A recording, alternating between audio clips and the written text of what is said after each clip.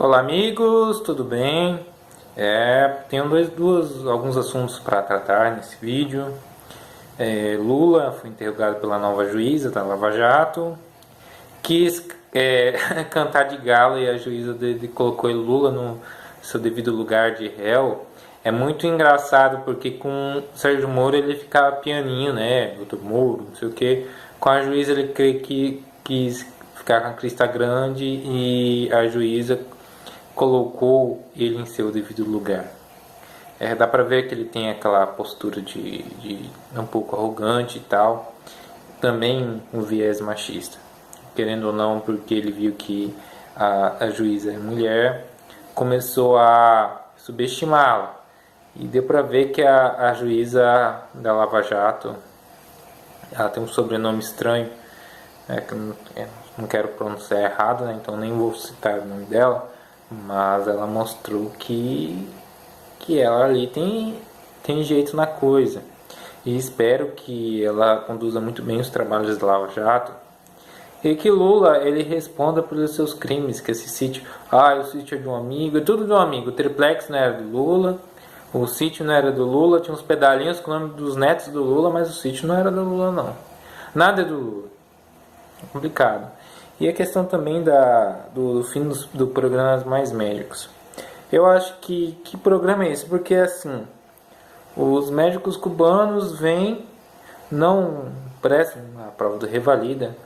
Por exemplo, estudantes brasileiros que fazem a prova, que estudam fora, eles acabam fazendo essa prova, mas são estudantes brasileiros que vieram de várias cidades do Brasil, conhecem um pouco melhor a realidade brasileira e em detrimento deles entra cubanos que não estou querendo nem pôr mérito a educação de Cuba, a saúde de Cuba, e isso aí não está em questão. A questão é a seguinte, que Cuba tem uma realidade totalmente diferente do Brasil. Cuba é uma ilha comunista com uma realidade pouco diferente do Brasil. O Brasil tem seus desafios, tem isso. Será que o médico cubano ele vai chegar, ele vai entender de tudo do Brasil? Porque o Brasil, com suas dimensões continentais, até as doenças variam um pouco de região para região. A questão da condição de saneamento, a condições socioambientais, social, tudo mais influencia muito. A expertise do que às vezes alguém que já é da região pode para determinar alguma doença, alguma coisa do tipo. Será que o médico cubano vai entender? Será que as condições de vida de Cuba são tão adversas assim? Sendo que esses caras pregam que Cuba é um paraíso. É engraçado, né? Um paraíso que todos fogem para os Estados Unidos, que é um país opressor. É curioso essas coisas. Então, por exemplo, o cara vai, a família do cara fica, ele tem que dar 70% do governo e ainda tem que viver com um restinho de dinheiro no Brasil, que não é um país muito, muito barato, tem seus problemas. O cara não conhece bem a realidade do Brasil, mas ele entrou num lugar que poderia ser de alguém que traria sua família, não daria 70% do seu salário a alguém ou a um governo, uma instituição, e trabalharia melhor e tal. Claro que deve ter médicos cubanos muito bons, mas poxa, será que negócio é esse, cara? Você fica sem tua família, ainda como ela estivesse de refém lá, você é vigiado aqui, ainda tem que dar teu salário para o governo cubano. Isso não é uma forma de fomentar aquela ditadura? Do governo de Cuba ter dinheiro? Cara, é complicado. Aí você vê que, por exemplo, obras do Porto Mariel em Cuba. Eu queria saber o que é produzido em Cuba. Eu não tenho dados. Então nem vamos entrar em Cuba se Cuba é um país atrasado, um país desenvolvido. Não, mas eu queremos saber o que é produzido, manufaturado em Cuba que é para ser exportado além de charutos. O que Cuba tem que poderia ser exportado em grande escala? Não é produzido, que eu saiba, não tem indústria automobilística, não tem indústria siderúrgica, não sei. Não sabemos. Então, aquele porto de Mariel, por exemplo, ele é um entreposto para ser exportado produtos do Brasil, oriundos do Brasil, por isso que o BNDES fez esse porto, por isso que era importante esse porto. o Bolsonaro falou, se Levi não abrir a caixa preta, ele tá fora. O que acontece? O Joaquim Levy não era um ministro petista. Ele foi um nome indicado pelo mercado para ser ministro da Fazenda da Dilma. E ele queria fazer coisas que a Dilma não quis. E aí teve uma hora que ele encheu o saco e caiu fora. Por isso que entrou o Nelson Jobim. Depois entrou, acho que foi o Henrique Meirelles já na gestão Temer.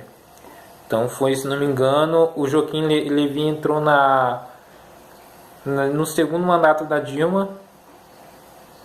Depois foi tal do Nelson Jobim. E depois já entrou o Henrique Meirelles e o Henrique Guardi agora, que é a do Temer, os dois do Temer. Então, foi nesse período de 2015 para cá, já tínhamos 4 ministros da Fazenda. Então, o Joaquim Levy, ele foi o nome que ele queria fazer enxugar a máquina pública, que o PT não quer. O PT só quer inchar a máquina pública. O cara quer pregar o contrário, encher o saco dele e cai fora. Se não me engano, ele que pediu demissão.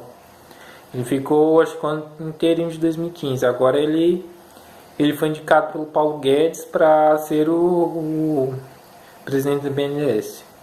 Essas coisas de economia, o Bolsonaro está delegando assim ao Paulo Guedes. Ele pelo menos não está se metendo com o que ele não entende muito bem. E você vê que o cara, ele quer ajeitar as coisas. Então ele está delegando ao Paulo Guedes muita coisa. Sim. E tem. Pelo menos vamos ver o que acontece. E você vê que o cara quer fazer um bom trabalho. Só que os meios para isso está complicado. Mas ele não tem nada contra médico cubano. Não tem nada contra cubano. O Jair Bolsonaro falou, se alguém tiver de Cuba quiser pedir asilo político, nós vamos dar. Porque realmente é complicado o que está acontecendo em Cuba. Ele sabe. Todo mundo sabe, cara. Não precisa ser expert em geopolítica para entender. Se tem pessoas fugindo de um lugar, nem que seja um barco todo rudimentar até a Flórida, é porque tem algo muito errado. Você não vê pessoas fugindo dos Estados Unidos para Cuba.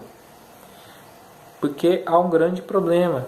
As pessoas falam, mas foi embargo. Mas Cuba não está proibido de negociar com outros países. Embargo é esse. É complicado. E realmente ele entende, para trabalhar no Brasil tem que saber se esse cara é médico ou não. Porque, por exemplo, você vai ser atendido, você que está tendo uma enfermidade. Será que se o cara não tiver capacidade de entender o que você tem, é a sua vida em risco, a vida do seu filho. Por exemplo, você tem uma criança pequena. A criança pequena tem uma imunidade mais fraca. E você não sabe o que ela tem. O doutor, meu filho está com vomitando, está com febre. Dependendo do diagnóstico. Se for um diagnóstico errado, pode custar a vida de uma criança. Eu tive um caso, quando eu tive apêndice, o primeiro médico falou, é virose. E eu voltei para casa passando mal, isso com 7 anos. Passando mal. Se eu demorasse mais alguns 2 dias, eu estava morto. Por um erro médico. O médico não teve a capacidade de entender, não. Ele tá apêndice. Aí foi quando foi para o médico e falou, não, esse menino tem apêndice, leva para a sala de cirurgia, vamos fazer a cirurgia dele agora. Porque o médico teve a capacidade de olhar. Que nem quando eu tive a questão também, que eu já contei, do meu intestino, a aderência. Se o médico não demorasse, esse menino tem que ir para a sala de cirurgia agora, eu não estaria aqui. Ou poderia ter sequelas muito piores. E aí? Que o médico, porque, cara, é uma das profissões mais importantes do mundo. E não é à toa que muitos fazem, não é também por status, é também pela questão que deve dar uma certa coisa, nossa, tem uma missão de salvar vidas. E tem pessoas que têm isso, tem esse dom de querer cuidar das outras pessoas. Tem alguns que não, que é só para ganhar grana. Mas por quê? Porque a demanda é muito grande. Se temos muitas pessoas, precisa de muitos médicos. E querendo ou não, tem lugares que são totalmente desassistidos. Mas assim, Como o cara vai para um lugar se aventurar num lugar que ele não conhece, se ele não tem garantia se vai receber o próprio salário? E aí? Tem pessoas que abdicam metade nossa, para se formar em medicina, cara, é 6 anos estudando, mais especialização, mais residência, mais não sei o que, ainda quem estuda na Bolívia tem que ficar 1 ano na Bolívia para depois vir no Brasil, ainda tem a revalida e tudo mais. Poder desburocratizar para os estudantes brasileiros que estudaram fora vir e ter facilidade de ter seu diploma validado no Brasil. Você sabe que o cara nasceu no Brasil, mas ele fez a universidade lá fora porque é muito caro as universidades particulares aqui. É um absurdo. Eu entendo que é um curso caro mesmo, é um curso que tem que ter uma autorização, que não é qualquer universidade que tem. Aqui em Ji-Paraná não tem medicina ainda. E eu nem sei quando vai ter. Que não é uma coisa simples. Até universidades federais tem que ter uma boa estrutura. Tem que ter bons profissionais para dar aula. E por essa demanda tão grande e nem a universidade pública nem a privada dá conta de abrir mais cursos em qualidade, esses estudantes vão para fora. E vão para outro país com outra cultura. E não é por malandragem, safadeza, porque não faz vestibular, porque é o que a pessoa pode fazer e ela tem esse sonho e a gente tem que respeitar. E muitas pessoas foram, e elas não podem nem exercer a própria profissão porque não foi no Brasil, então não serve. Sendo que um médico de Cuba que nunca viveu a realidade brasileira, não se sabe como que foi, se foi boa, se foi ruim, mas tem que, poxa, se foi boa, o cara vai se sair bem no exame. Ele vem assim no exame e vai te atender não se sabe, cara. Não se sabe, é uma incógnita. Então, realmente, a gente tem que dar prioridade a estudantes brasileiros. E eu acho que deveria ter uma prova para medir, realmente, será que esse estudante que veio, esse médico, sabe? Então é complicado, porque médico mexe com a vida da gente, cara. Por exemplo, se você tiver um mal súbito agora, ou tiver alguma coisa, quem a gente vai identificar? O médico. Então essas lacunas que o Brasil precisa resolver. E por esse vídeo é isso.